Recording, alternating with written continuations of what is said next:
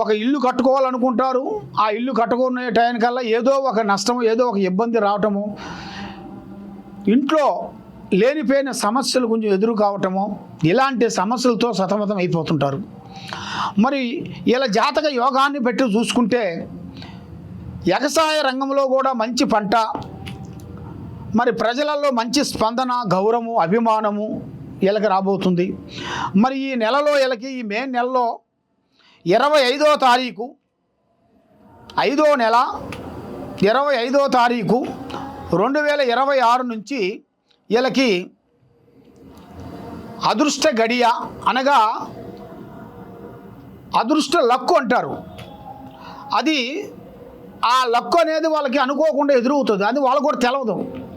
ఒక స్త్రీ నుంచి రావచ్చేమో, లేదా వాళ్ళు చేసే పనిలో నుంచి రావచ్చేమో, లేదు వాళ్ళు చేసే వ్యాపార బిజినెస్ డెవలప్మెంట్ నుంచి కానీ, ఏ రూపంలో నుంచి కానీ ఒక రూపంలో తప్పకుండా అభివృద్ధిగా పొందాల్సిన యోగం అనేది తప్పకుండా కనబడుతుంది.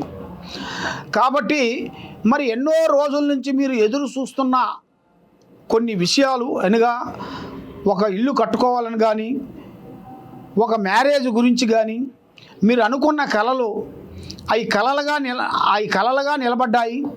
అవి నిజ రూపంలో అనేది మీకు రావాల్సింది కూడా చాలా వరకు లేట్ అయిపోయింది. కాబట్టి ఈ నెల 25 మే నెల 25 నుంచి మంచి రాజయోగం అనేది రాబోతుంది. కాబట్టి ఏ కార్యక్రమైనా కానీ ముందే మీ విషయాలని, మీ కార్యక్రమాన్ని ఎవరికి పబ్లిక్ చేయొద్దండి. కాబట్టి మీరు చేయాల్సిన దైవ అనుగ్రహం ఏమిటంటే శ్రీ లక్ష్మీదేవతని, అమ్మవారిని పూజించాలి. ఆ లక్ష్మీదేవతని మీరు పూజించినట్టుగైతే అష్టౌశ్వర్యాలు, భాగ్యభోగాలు, లక్ష్మీ కటాక్షం అనేది మీకు ముందుకు వస్తాయి. మరి ఎన్నో రోజుల నుంచి మీరు ఎదురు చూస్తున్న కార్యక్రమాలు విజయవంతం అవుతాయి. లక్ష్మి మీ చేతిలో నిలబడుతుంది. మరి ఏ దేవుణ్ణి మొక్కాలి, ఎక్కడ పోవాలి, ఎక్కడ పోతే మాకు కలిసి వస్తుందని చాలామందికి చాలా సందేహాలు చాలా ఉన్నాయి.